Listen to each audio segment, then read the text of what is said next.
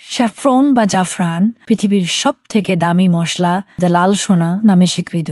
মুঘল সম্রাটরা বিরিয়ানি ও কোরমায় জাফরান ব্যবহার করতেন। পারস্যের শাহরা জাফরানকে রাষ্ট্রীয় উপহার হিসেবে বিদেশে পাঠাতেন। ইউরোপীয় রাজ পরিবারে এটা ছিল ভোজসভা ও বিলাসী পারফিউম তৈরির অপরিহার্য উপাদান।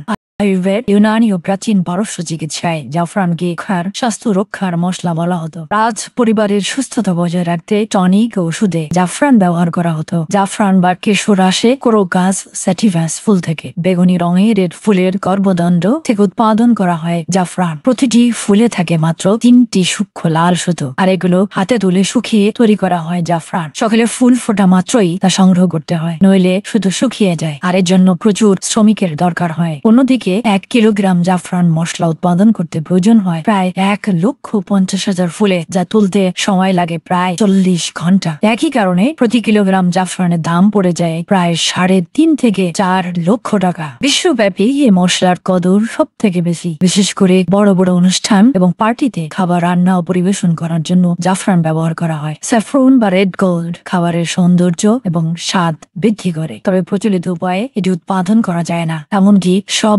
জায়গায় সব ধরনের মাটি দিয়ে এই উদ্ভিদ জন্মানো সম্ভব নয়। রোপণের প্রথম বছর সাধারণত ফুল আসে না, তবে জাফরানের রোপিত বাল্ব এখানে বেশ বড় হলে সে বছরই জাফরান গাছ থেকে মাত্র একটা ফুল ফুটতে পারে। পরের বছর থেকে ফুলের সংখ্যা বাড়বে। 3 বছরের গাছে 7 থেকে 8টা ফুল দিবে। ফুল ফোটার সঙ্গে সঙ্গে ফুলের গর্ভদণ্ডের প্রজনন অংশ ছেটে দিয়ে তা চওড়া একটা পাত্রে পরিষ্কার কাগজ বিছিয়ে নিয়ে তার উপর সংগৃহীত জাফরান রোদে শুকানোর ব্যবস্থা করা হয়। তাহলে বুঝলেন তো, জাফরান শুধু এক টুকরো মশলা নয়, এটি ইতিহাস, বিলাসিতা আর চিকিৎসার এক অমূল্য সম্পদ। বাংলাদেশে যদি একদিন বাণিজ্যিক ভিত্তিতে উৎপাদন হয় এই মহামূল্যবান জাফরান, তাহলে সেটা হতে পারে বাংলাদেশের কোন এলাকায়? কমেন্ট করে জানান।